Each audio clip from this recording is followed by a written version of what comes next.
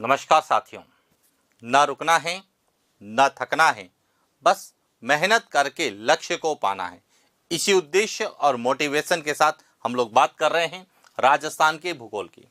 और राजस्थान के भूगोल में हम अध्ययन कर रहे हैं राजस्थान के भू आकृति प्रदेश या राजस्थान के भौतिक प्रदेश। अब भौतिक प्रदेश क्या होते हैं, राजस्थान को कितने भौतिक प्रदेशों में विभाजित किया गया है और प्रत्येक भौतिक प्रदेश को लेकर क्या क्या पूछे जाने की संभावना है, हम उस पर बात करें। तो जब हम राजस्थान के भौतिक प्रदेशों की बात करें तो भौगोलिक संरचना और उच्चावच के आधार पर राजस्थान को कितने भौतिक प्रदेशों में बांटा गया है? 4 भौतिक प्रदेशों में बांटा गया है। और उसमें प्रत्येक भौतिक प्रदेश को लेकर क्या पूछा जाता है, तो किसी भी भौतिक प्रदेश की उत्पत्ति को लेकर, उसके विस्तार को लेकर, उसकी विशेषता को लेके, उसके वर्गीकरण को लेके प्रश्न पूछे जाने की संभावना है। तो वहीं से हम आज बात करेंगे राजस्थान के भौतिक प्रदेश में पूर्वी मैदानी प्रदेश। और पूर्वी मैदानी प्रदेश के अंतर्गत सबसे पहले तो हमें पूर्वी मैदानी प्रदेश की उत्पत्ति कैसे हुई है, उसके विस्तार को लेके, उसकी विशेषता और उसको कितने भागों में डिवाइड किया गया है, इसके बारे में विस्तार से चर्चा करेंगे। और साथ ही वहां से किस प्रकार के प्रश्न पूछे जाने की संभावना है, उन पर भी बात करेंगे। तो शुरुआत करते हैं आज के सेशन की।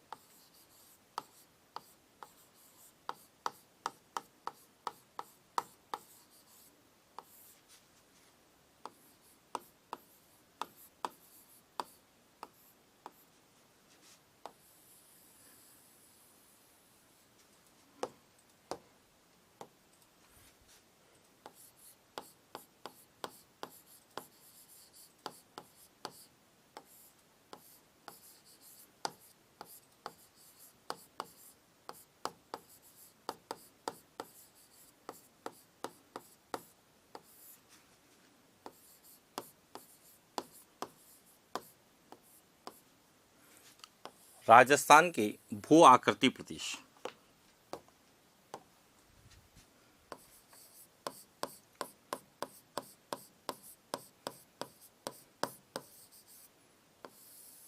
भौगोलिक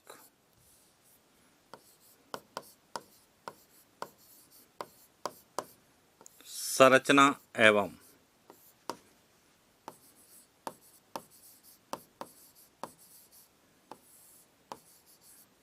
उच्चावच के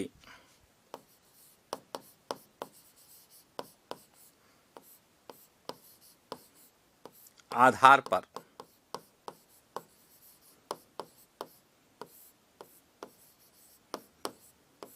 राजस्थान को 4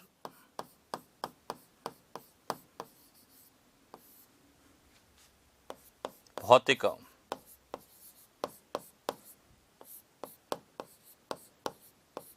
प्रदेशों में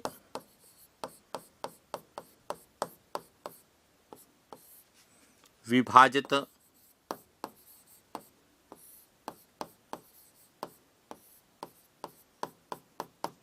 कितने भागों में बांटा गया है? तो भौगोलिक संरचना और उच्चावच के आधार पे राजस्थान को हम 4 भौतिक प्रदेशों में बांटे। कौन कौन से हैं? तो इसमें एक तो है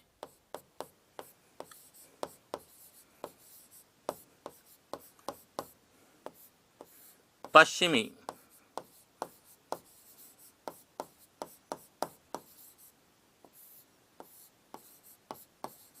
मरुस्थलीय प्रदेश है, दूसरा पूर्वी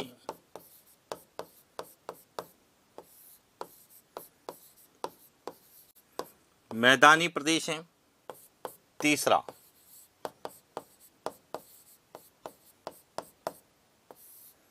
अरावली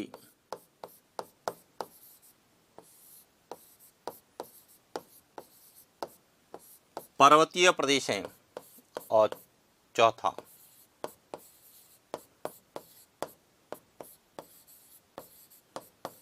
दक्षिण पूर्वी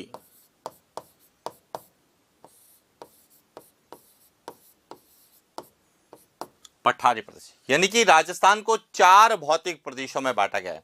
पश्चिमी मरुस्थलीय प्रदेश, पूर्वी मैदानी प्रदेश, अरावली पर्वतीय प्रदेश और दक्षिण पूर्वी पठारी प्रदेश। तो आज हम बात करने वाले हैं पूर्वी मैदानी प्रदेश के बारे में कि पूर्वी मैदानी प्रदेश को लेके क्या क्या हमें एग्जाम में पूछा जाएगा।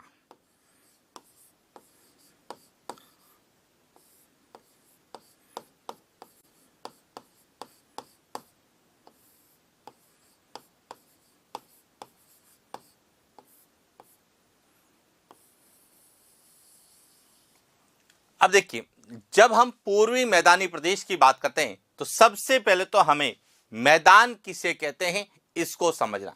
उसके बाद इसका विस्तार कहां है, तो अरावली के पूरब में जो मैदानी भाग है उसे ही हम क्या कहते हैं, पूर्वी मैदानी प्रदेश कहते हैं।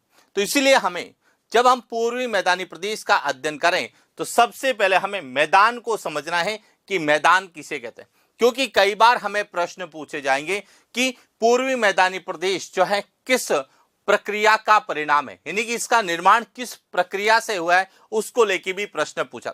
कई बार हमें यह भी पूछा जा सकता है कि जो पूर्वी मैदानी प्रदेश है यह किस क्रम की संरचना है, प्राथमिक क्रम की है कि द्वितीय क्रम की है कि तृतीय क्रम की है। तो इसलिए ध्यान रखना कि जब भी हम पूर्वी मैदानी प्रदेश का अध्ययन करें तो सबसे पहले हमें मैदान को समझना है कि मैदान किसे कहते हैं, मैदान क्या होते हैं, और उन मैदानों के जब प्रकारों में बात करेंगे तो पूर्वी जो मैदानी प्रदेश है यह किस प्रकार का मैदान है, यहां पर या इसका निर्माण किस प्रक्रिया से हुआ है, या फिर यह किस क्रम की संरचना के अंतर्गत आता है।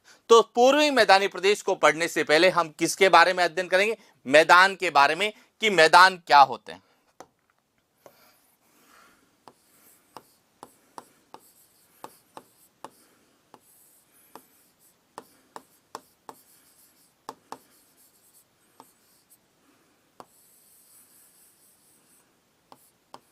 कि मैदान क्या है। अब यहां पे समझना मैदान क्या है। मैदान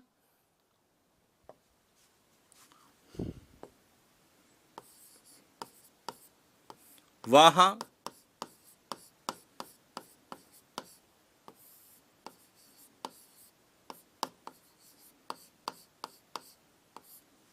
समतल भूभाग, ये ध्यान रखना, मैदान क्या होते हैं, मैदान वह समतल भूभाग जिसका ढाल अत्यंत मंद होता है,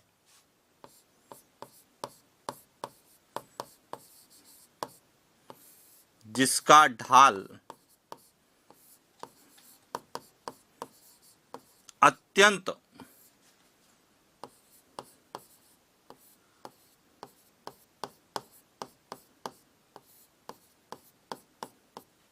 मंद होता है और जो मानव जीवन के लिए क्या है, उपयोगी हो,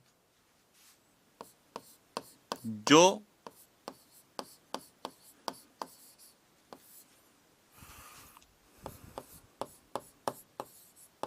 मानव जीवन के लिए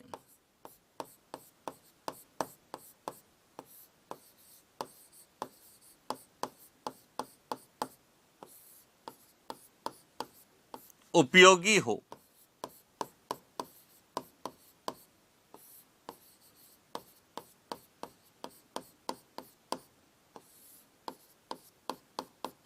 मैदान कहलाता है। तो सबसे पहले तो आपको यह पता होना चाहिए कि मैदान किसे कहते हैं। तो मैदान एक समतल भूभाग होता है जिसका ढाल अत्यंत मंद होता है, लेकिन यह मानव जीवन के लिए क्या होता है, उपयोगी होता है। अब यह मानव जीवन के लिए क्यों उपयोगी है, तो क्योंकि मैदान जो है वह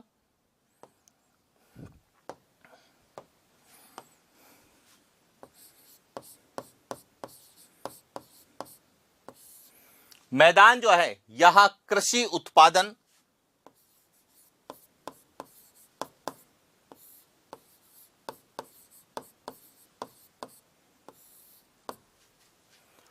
पशुपालन,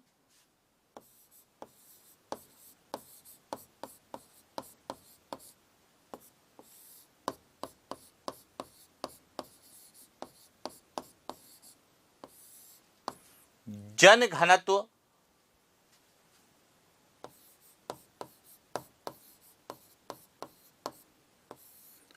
परिवहन तथा संचार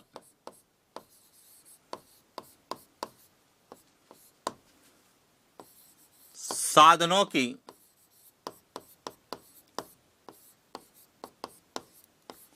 दृष्टि से समृद्ध होते हैं। समृद्ध होते हैं। इस कारण मैदानों को सभ्यताओं का पालना कहा जाता है। इस कारण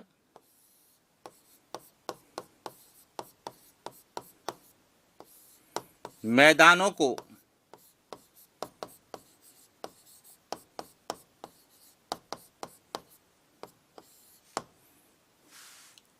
सभ्यताओं का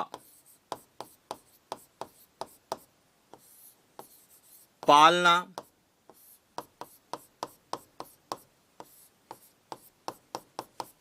कहा जाता है। तो यह ध्यान रखना कि मैदान जो है वह मानव जीवन के लिए उपयोगी होती है। क्यों? क्योंकि यहां पर कृषि उत्पादन सर्वाधिक होता है। क्यों होता है? क्योंकि मैदानों में सामान्यतः उपजाऊ मिट्टी, जलोढ़ मिट्टी पाई जाती है। दूसरा पॉइंट, यहां पर कृषि के साथ साथ पशुपालन भी किया जाता है। और जब कृषि और पशुपालन है तो वहां पर जनसंख्या भी ज्यादा निवास करती है, इसीलिए जन घनत्व भी ज्यादा होता है। और जन घनत्व के साथ साथ वहां पर परिवहन और संचार साधनों का भी विकास अन्य भौतिक प्रदेशों की अपेक्षा ज्यादा होता है, क्योंकि समतल भूभाग होने के कारण वहां पर रेल मार्ग बिछाना, सड़कें बनाना सभी क्या होते हैं, आसानी से किए जा सकते हैं। और इसीलिए यहां पर परिवहन और संचार साधनों का भी विकास अधिक होता है। और इसीलिए कहते हैं कि जो मैदान होते हैं उन्हें सभ्यताओं का पालना। जब हम विश्व का भूगोल पढ़ते हैं तो हम एक लाइन विशेष रूप से पढ़ते हैं कि एशिया की नदियों को सभ्यताओं का पालना कहा जाता है। अब एशिया की नदियों को सभ्यता का पालना क्यों कहते हैं? इसका कारण है मैदान। क्योंकि एशिया की जो नदियां हैं, चाहे वह चीन की हो, चाहे वह भारत की हो, चाहे वह ईरान और इराक की नदियां हो, ये जो नदियां हैं यह नदियां मैदानों का निर्माण करती हैं। और वह मैदान जो कि कृषि उत्पादन की दृष्टि से, पशुपालन की दृष्टि से, जनसंख्या घनत्व की दृष्टि से, परिवहन और संचार साधनों की दृष्टि से समृद्ध थे। और इसीलिए विश्व की अनेकों सभ्यताओं का जब हम अध्ययन करते हैं तो वह एशिया की नदियों के किनारे हैं। चाहे वह आपके सिंधु घाटी सभ्यता हो, चाहे वह बेबीलोन की सभ्यता हो, चाहे वह मेसोपोटामिया की सभ्यता हो, या फिर राजस्थान की में भी बात करें आहड़ सभ्यता हो, कालीबंगा सभ्यता हो, बैराठ सभ्यता हो, जितनी भी सभ्यताएं, अधिकांश सभ्यताएं नदियों द्वारा निर्मित मैदानी क्षेत्र में हैं। और इसीलिए हम मैदानों को क्या कहते हैं? सभ्यताओं का पालना कहते हैं। इसके बाद एक और सबसे इंपॉर्टेंट आता है कि मैदान जो है वह समतल भूभाग होते हैं, इनका ढाल अत्यंत मंद होता है। तो इसका प्रश्न सीधा आता है कि मैदानों की समुद्र तल से ऊंचाई कितनी होती है? तो देखिए,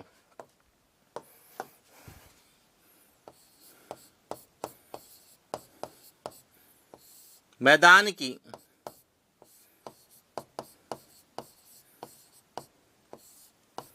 समुद्र तल से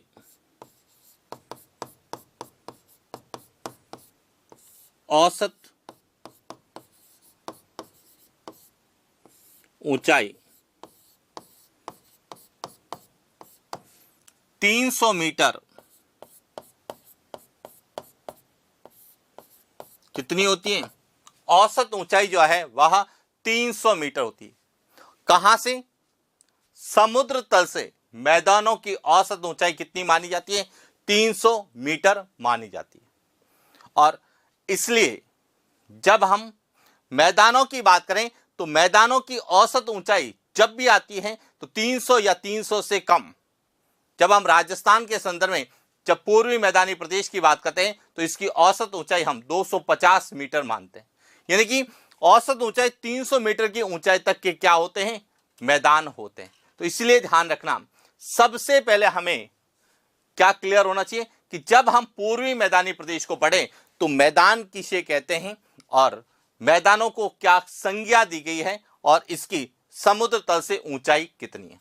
यहां तक क्लियर होने के बाद अब हमें पूछा जाता है कि मैदान कितने प्रकार के, क्यों, क्योंकि जब हम पूर्वी मैदानी प्रदेश की बात करेंगे तो सीधा वह पूछेगा कि पूर्वी मैदानी प्रदेश किस प्रक्रिया का परिणाम है या किस प्रकार का मैदान है। तो जब तक हमें मैदानों के प्रकारों के बारे में जानकारी नहीं है, हम पूर्वी मैदानी प्रदेश को समझने में जो है गलती कर सकते हैं, क्योंकि हो सकता है हमें प्रश्न पूर्वी मैदानी प्रदेश के संदर्भ में सत्य और असत्य कथन के रूप में पूछा जाएगा, और जब सत्य और असत्य कथन में पूछा जाता है तो सामान्यतः हमें इसकी उत्पत्ति या इसके निर्माण की प्रक्रिया को भी पूछा जा सकता है। और इसीलिए जब हम मैदानों के बारे में अध्ययन करेंगे तो हमें पता चलेगा कि पूर्वी मैदानी प्रदेश का निर्माण कैसे हुआ है और यह किस क्रम की संरचना है। तो अब हम बात करते हैं मैदानों के प्रकार। मैदान किसे कहते हैं, मैदानों को क्या कहा जाता है, इनकी समुद्र तल से औसत ऊंचाई कितनी है।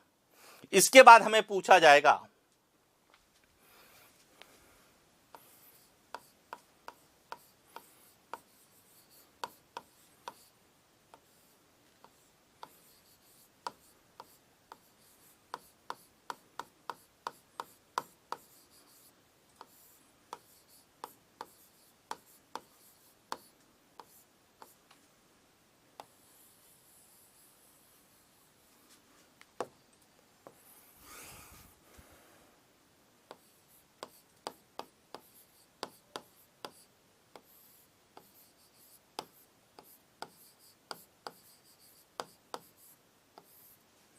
मैदान के प्रकार कि मैदान कितने प्रकार के होते हैं।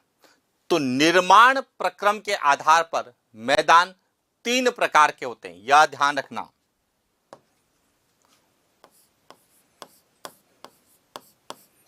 निर्माण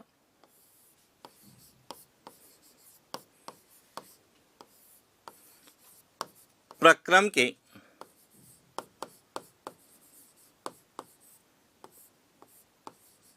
आधार पर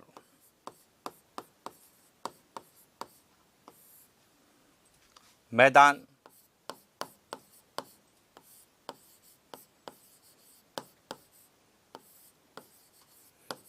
तीन प्रकार के,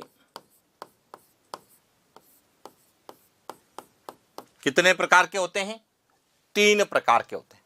कौन कौन से हैं, तो सबसे पहला आता है, उसे कहा जाता है पट्टल विरूपणी मैदान।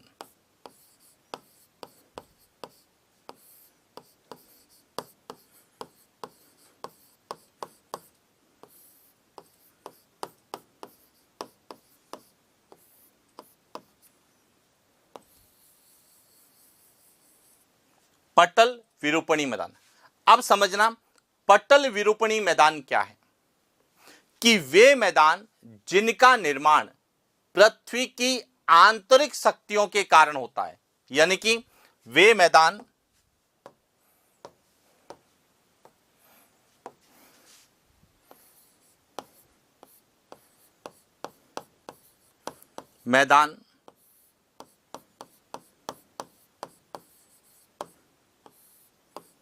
जिनका निर्माण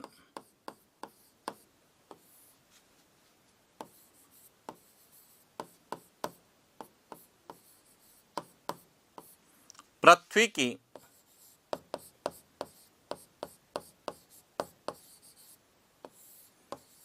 आंतरिक शक्तियों या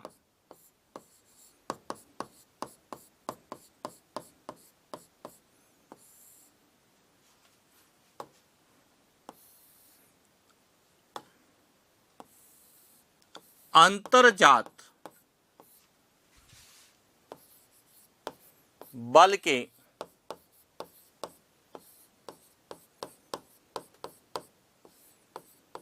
कारण होता है,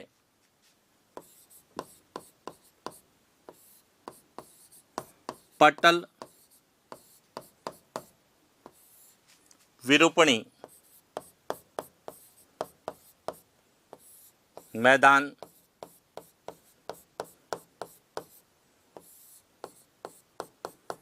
कहलाते हैं। और जो पटल विरूपणी मैदान है यह द्वितीयक क्रम की संरचना है।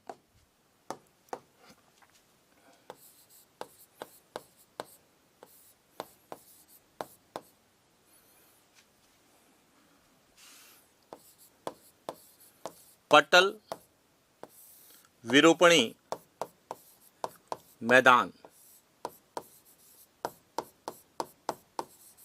द्वितीयक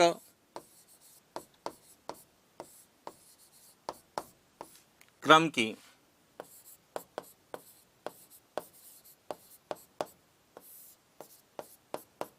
संरचना है। तो यह ध्यान रखना कि मैदान जो है उनको निर्माण के आधार पर 3 भागों में बांटा गया, जिसमें सबसे पहले आते हैं पटल विरूपणी मैदान। पटल विरूपणी मैदान किसे कहेंगे? ऐसे मैदान जिनका निर्माण पृथ्वी की आंतरिक शक्तियां, जिन्हें इंट्रूसिव फोर्सेज कहते हैं, अंतर्जात बल कहते हैं। अंतर्जात बल जैसे वलन है, भ्रंशन है, ज्वालामुखी है, भूकंप है, जो पृथ्वी के आंतरिक शक्तियां हैं, उनके कारण जिन मैदानों का निर्माण होता है उन्हें पटल विरूपणी मैदान कहते हैं। और पृथ्वी की आंतरिक शक्तियों या अंतर्जात बलों से जिन संरचनाओं का निर्माण होता है उन्हें हम द्वितीयक क्रम की संरचना कहते हैं। और इसीलिए जब हम सामान्य पढ़ते हैं तो मैदानों को तृतीय क्रम की संरचना में पढ़ते हैं, लेकिन ऐसे मैदान जिनका निर्माण अंतर्जात बलों से हुआ है, पृथ्वी की आंतरिक शक्तियों से हुआ है, जिन्हें हम पटल विरूपणी मैदान कहते हैं, वे द्वितीयक क्रम की संरचनाएं होती है। जैसे हमने पढ़ता है पर्वत है, पठार है या पटल विरूपणी मैदान, ये सभी पृथ्वी की आंतरिक शक्तियों से अंतर्जात बलों के कारण निर्मित है। इसीलिए पर्वत है, पठार है या पटल विरूपणी मैदान यह द्वितीयक क्रम की संरचना में। पृथ्वी पर जो संरचनाएं उनको हम 3 क्रम में विभाजित करते हैं। प्राथमिक क्रम में महाद्वीप और महासागर, द्वितीय क्रम में जो अंतर्जात बलों से निर्मित है, पर्वत हैं, पठार हैं और पटल विरूपणी मैदान, और तीसरे आते हैं जो बहिर्जात बलों के से निर्मित है, उनमें नदी निर्मित मैदान हैं, पवनों से निर्मित स्थल आकृतियां हैं, हिमानी से निर्मित स्थल आकृतियां हैं, मरुस्थल है। उनका हम अध्ययन किसके अंतर्गत करते हैं? हम तृतीय क्रम की संरचना में करते हैं। तो इसलिए ध्यान रखना कि मैदान निर्माण प्रक्रम के आधार पर मैदान 3 प्रकार के होते हैं। उनमें एक तो है पटल विरूपणी मैदान। इसके बाद दूसरा जो आता है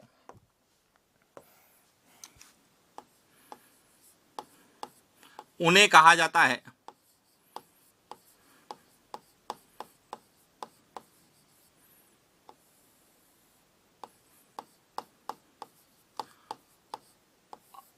अपर्दनात्मक इरोजनल प्लेन्स। अपर्दन से जो निर्मित है उन्हें अपर्दनात्मक मैदान कहलाते हैं, यानी कि वे मैदान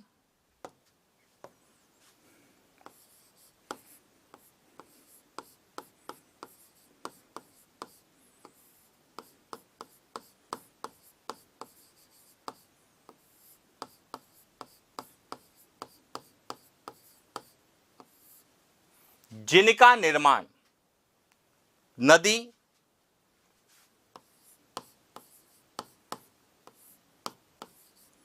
पवन,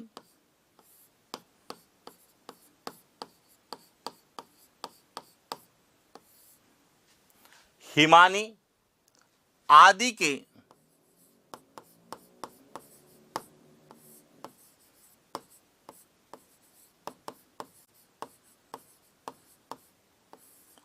अपर्दन से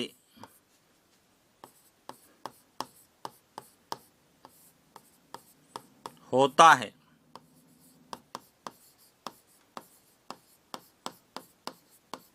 अपर्दनात्मक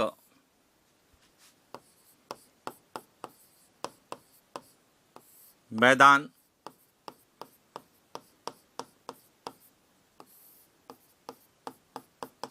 कहलाते हैं। यानी कि वे मैदान जिनका निर्माण अपर्दन से होता है, चाहे वह नदी के द्वारा अपर्दन हो सकता है, पवन के द्वारा अपर्दन हो सकता है, हिमानी के कारण यानी ग्लेशियर के कारण अपर्दन हो सकता है, या फिर भूमिगत जल के कारण भी अपर्दन हो सकता है। ऐसे मैदानों को हम क्या बोलते हैं?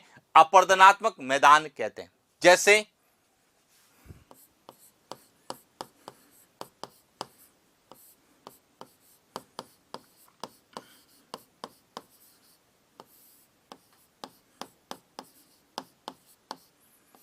संप्राय मैदान, यहां अपर्दनात्मक मैदान हैं, जिन्हें पेनी प्लेन भी कहते हैं। क्या बोलते हैं?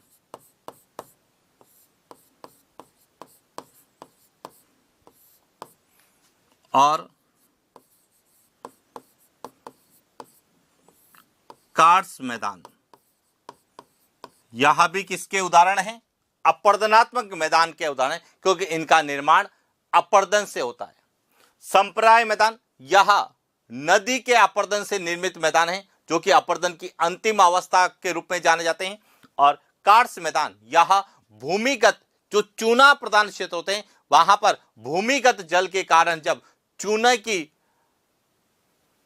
चट्टानों का अपर्दन होता है, उससे जिन मैदानों का निर्माण होता है, उन्हें कार्स मैदान कहते हैं। तो यह ध्यान रखना, कार्स मैदान है, संप्राय मैदान है, यह अपर्दनात्मक मैदान के उदाहरण हैं। तीसरे जो आते हैं उन्हें कहा जाता है निक्षेपणात्मक मैदान।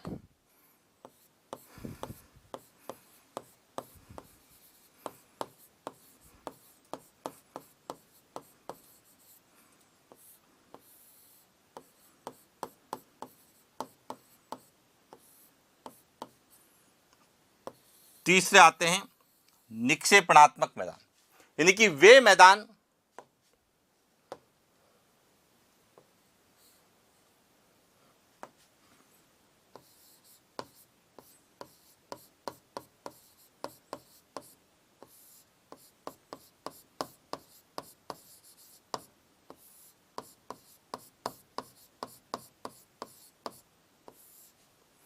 जिनका निर्माण नदी,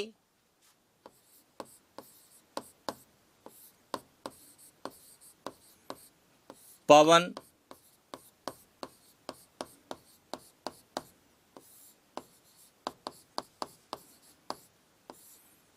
हिमानी आदि द्वारा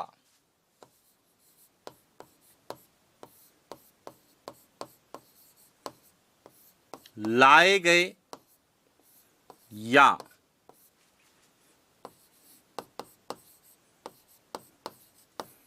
अपर्दित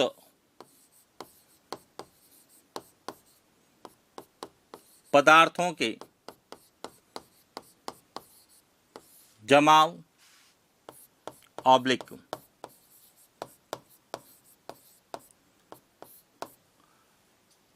निक्षेपण से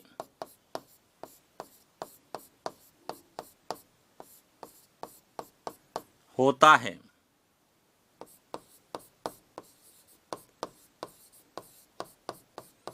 निक्षेपणात्मक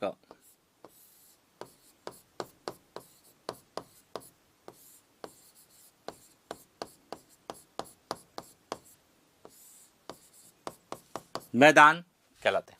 यानी कि जब नदियां पर्वतीय क्षेत्रों से निकलती है, तो वह अपने साथ चट्टानों को, शैलखंड को, शैलचूर्ण को लेकर आती है। और जब वह लेकर आती है और धीरे धीरे जब वह उनका जमाव करती है, और उस जमाव से जो एक संरचना का निर्माण होता है, उन्हें हम निक्षेपणात्मक मैदान कहते हैं। तो यह ध्यान रखना, निक्षेपणात्मक मैदान नदी, पवन, हिमानी के द्वारा अपर्दित पदार्थों के जमाव से या नदियों द्वारा लाए गए जलोढ़ों के जमाव से इनका निर्माण होता है। और ये जो अपर्दनात्मक मैदान और निक्षेपणात्मक जो मैदान होते हैं, यह किस क्रम की संरचना है? तृतीयक क्रम की संरचना होती है, यह ध्यान रखना।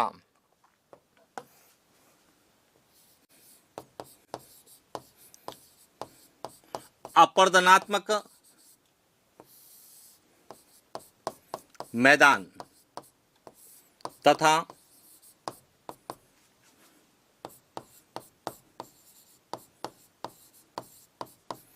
निक्षेपणात्मक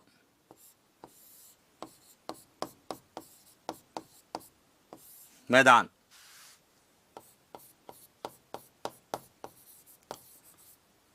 तृतीयक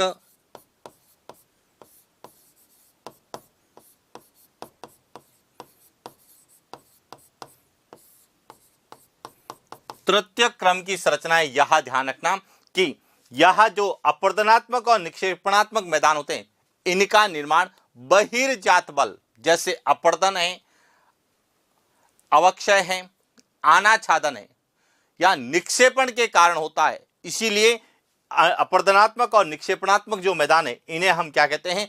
तृतीय क्रम की संरचना कहते हैं। जबकि पटल विरूपणी मैदान को हम क्या कहते हैं? द्वितीय क्रम की संरचना।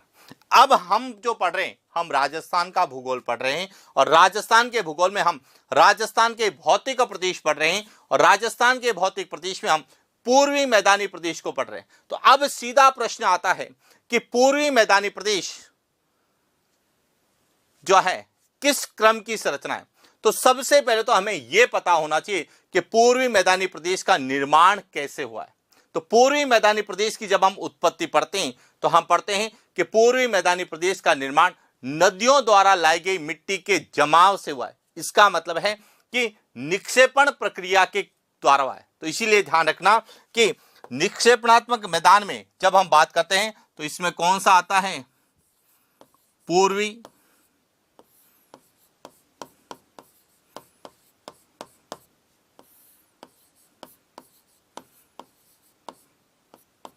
यह सबसे इंपॉर्टेंट है। यह ध्यान रखना कि राजस्थान में जब हम भू आकृति के बारे में या भौतिक प्रदेशों के बारे में अध्ययन करते हैं तो हमें सीधा प्रश्न पूछा जाएगा कि निम्नलिखित में से कौन सा एक भौतिक प्रदेश निक्षेपणात्मक प्रक्रिया का परिणाम है। तो वह है पूर्वी मैदानी प्रदेश, क्योंकि इसका निर्माण नदियों द्वारा लाई गई मिट्टी के जमाव से हुआ है। तो इसीलिए ध्यान रखना, और इसी कारण हम पूर्वी मैदानी प्रदेश को किस क्रम की संरचना कहते हैं? तृतीयक क्रम की संरचना कहते हैं। तो यह ध्यान रखना कि पूर्वी मैदानी प्रदेश का निर्माण किससे हुआ है? निक्षेपण प्रक्रिया से हुआ है, इसीलिए वह निक्षेपणात्मक मैदान है। और यह किस क्रम की संरचना है? तृतीयक क्रम की संरचना। अब प्रश्न आता है कि जब पूर्वी मैदानी प्रदेश एक निक्षेपण प्रक्रिया का परिणाम है, तृतीय क्रम की संरचना है, तो इसकी उत्पत्ति कैसे हुई है? तो अब बात करते हैं पूर्वी मैदानी प्रदेश की उत्पत्ति। और जब पूर्वी मैदानी प्रदेश की उत्पत्ति को लेकर प्रश्न आता है तो वहां हमें पूछेगा, सबसे पहले यही पूछेगा कि उसकी उत्पत्ति कब हुई, यानी कि किस महाकल्प में हुई, किस युग में हुई, किस काल में हुई, या फिर पूछेगा कि किससे हुई। तो यह नदी निर्मित मैदान है, तो वह सदैव हमें पूछेगा कि कौन सी नदियों से इसका निर्माण हुआ है। और नदियों से हुआ है तो किस प्रक्रिया से हुआ है? अपर्दन से हुआ है या निक्षेपण से? तो इसका निर्माण निक्षेपण से हुआ है। तो अब हम बात करते हैं पूर्वी मैदानी प्रदेश की उत्पत्ति की।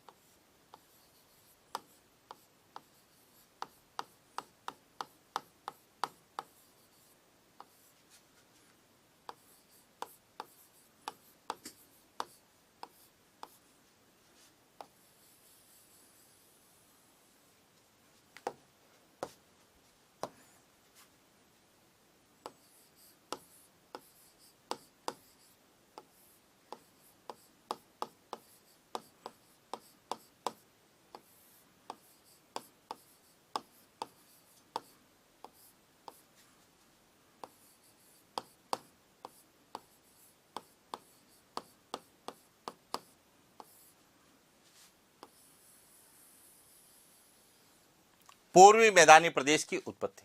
तो अब देखिए, समझना सबसे पहले कि यह जो है यह भारत है। और जब हम भारत में बात करते हैं तो सबसे पहले किसका निर्माण हुआ? तो सबसे पहले हम कहते हैं प्राचीनतम भूखंड प्रायद्वीपीय पठारी प्रदेश का निर्माण हुआ। यह है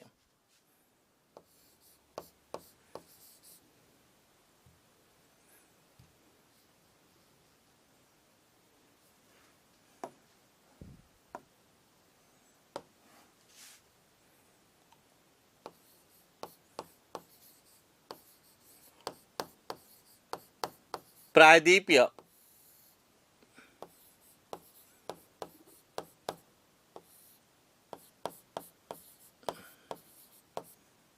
पठारी प्रदेश, और जिसके राजस्थान में हाड़ौती का पठार और अरावली इसी प्रायद्वीपीय पठारी प्रदेश के भाग है। इसके बाद प्रायद्वीपीय पठारी प्रदेश के बाद में जो संरचना बनी वह हिमालय पर्वतीय प्रदेश।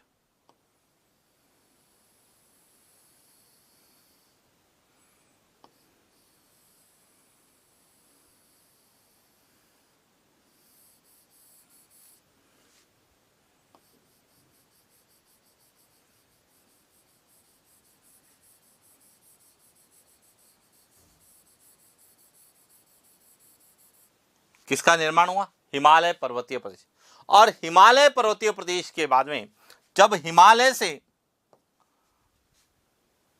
नदियों का उद्गम हुआ, इस प्रकार से नदियां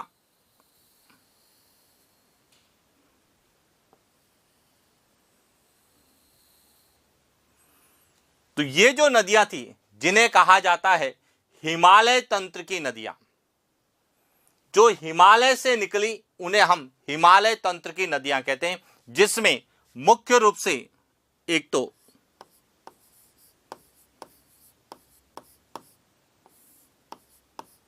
यमुना नदी और दूसरी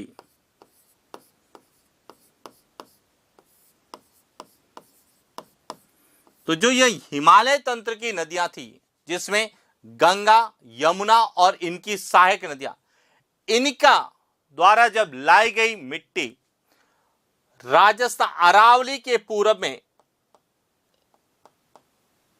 जब जमा हुई और उससे जो एक मैदानी संरचना का निर्माण हुआ, इस मैदानी संरचना को हम क्या बोलते हैं? पूर्वी मैदानी प्रदेश कहते हैं। तो यह ध्यान रखना कि पूर्वी मैदानी प्रदेश की जो है उत्पत्ति वह किससे हुई है? तो हिमालय तंत्र की नदियां मुख्य रूप से गंगा, यमुना और इनकी सहायक नदियां हैं, उन नदियों के द्वारा लाई गई मिट्टी के जमाव से हुई है। अब प्रश्न आता है कि मिट्टी से जमाव से इसका मतलब है कि यह एक निक्षेपणात्मक प्रक्रिया का परिणाम है, क्योंकि डिपोजिशन से इनका निर्माण हुआ है। अब हमें प्रश्न यह पूछा जाएगा कि यह जो है जमाव कब हुआ? तो जब हम पृथ्वी की भू समय सारणी पढ़ते हैं, अब समझना यहां से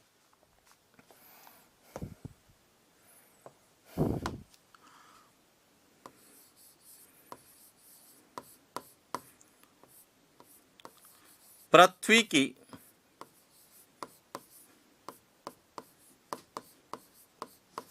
भू समय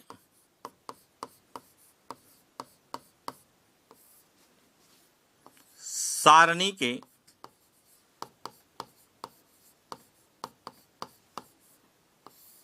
किसके अनुसार?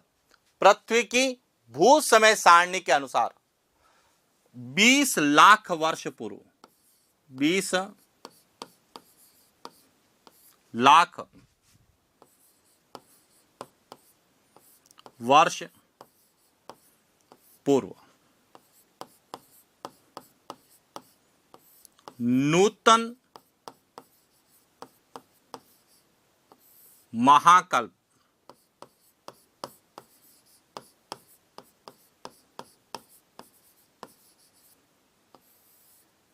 नियोजोइक एरा जिसे हम कहते हैं, नूतन महाकल्प के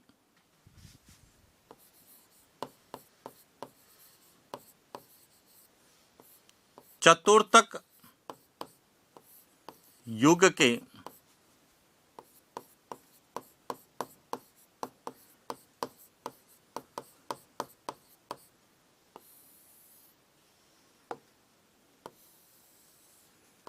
प्लीस्टोसिन काल में, पहला पॉइंट तो कि पृथ्वी की जो भू समय सारणी है कि पृथ्वी की उत्पत्ति से लगाकर वर्तमान का जो कालखंड है उसको एक समय सारणी के द्वारा दर्शाया गया है, जिसे हम भू समय सारणी कहते हैं। और उस समय सारणी के अनुसार पूरी पृथ्वी को या पूरी पृथ्वी के कालखंड को 5 महाकल्प, 5 एरा में बांटा गया है। सबसे पहला आद्य महाकल्प, उसके बाद पुराजीवी महाकल्प, मध्यजीवी महाकल्प, नवजीवी महाकल्प और सबसे अंत में आता है नूतन महाकल्प, जिसे हम नियोजोइक एरा कहते हैं। इस नियोजोइक एरा जिसकी शुरुआत कब होती है? 20 लाख वर्ष पूर्व से वर्तमान तक जो कालखंड चल रहा है, इसे हम नूतन महाकल्प कहते हैं। इस नूतन महाकल्प के चतुर्थक युग कौन सा है? चतुर्थक युग। इस चतुर्थक युग के प्लीस्टोसीन काल में किसकी उत्पत्ति हुई है? पूर्वी मैदानी प्रदेश की। तो यह ध्यान रखना, इसका निर्माण नूतन महाकल्प, चतुर्थक युग और प्लीस्टोसीन काल में हुआ है। अब किससे हुआ है? तो यह भी ध्यान रखना, हिमालय तंत्र की नदियां,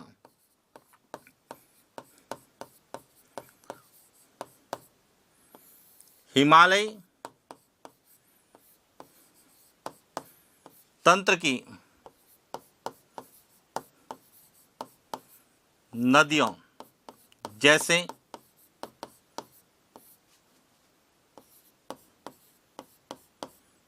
गंगा नदी,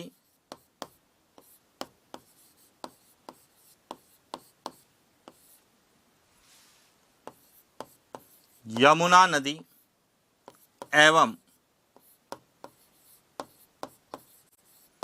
उनकी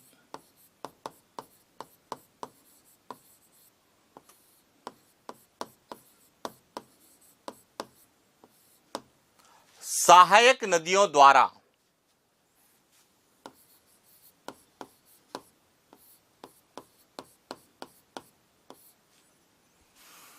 लाए गए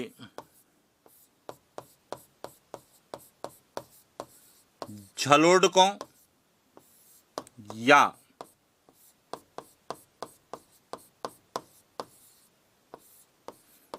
झलोड़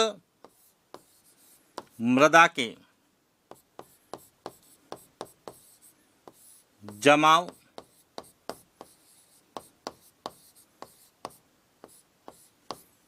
या निक्षेपण से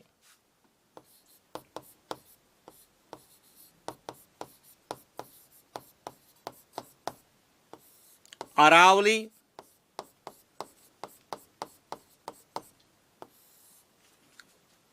पर्वतमाला के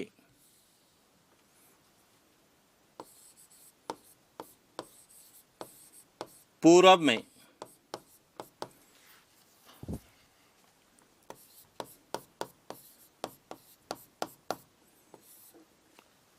मैदानी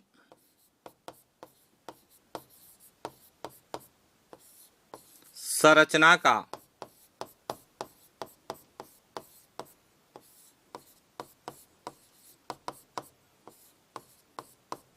निर्माण हुआ है, जिसे पूर्वी मैदानी प्रदेश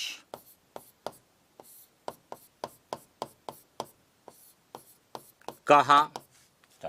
तो इस प्रकार से हमें एक तो पूर्वी मैदानी प्रदेश की उत्पत्ति कब, किससे और कैसे हुई है और कहां हुई है, यह भी ध्यान रखना।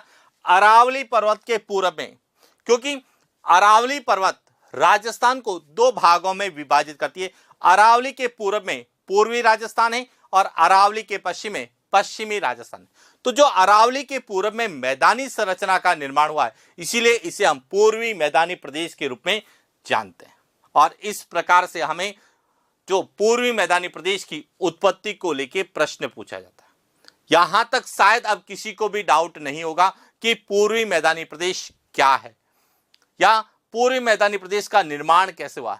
तो पूर्वी मैदानी प्रदेश का निर्माण हिमालय तंत्र की नदियां, मुख्य रूप से गंगा, यमुना और उनकी सहायक नदियों के द्वारा लाई गई मिट्टी के जमाव से हुआ। और इसीलिए हम कहते हैं कि पूर्वी मैदानी प्रदेश निक्षेपण प्रक्रिया का परिणाम है, यह ध्यान रखना।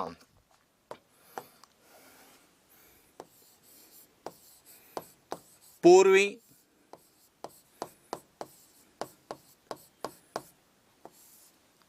मैदानी प्रदेश।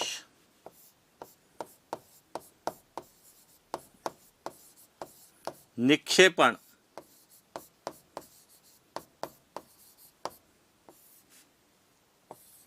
प्रक्रिया का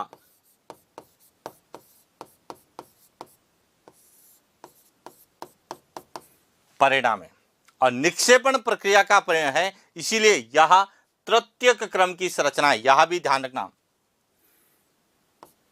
जो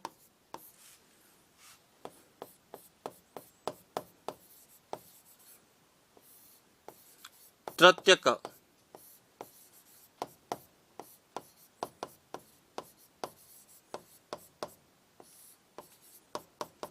क्रम की संरचना है। तो इस प्रकार से हमें सबसे पहले, जब भी हम किसी भी भौतिक प्रदेश के बारे में पढ़ें, सबसे पहले उसकी उत्पत्ति को पढ़ें। तो अब आपको क्लियर हो चुका होगा कि पूर्वी मैदानी प्रदेश के अंतर्गत हमें क्या पूछा जाएगा। सबसे पहला प्रश्न यही पूछा जाएगा कि पूर्वी मैदानी प्रदेश किस प्रक्रिया का परिणाम है या किस प्रकार का मैदान है।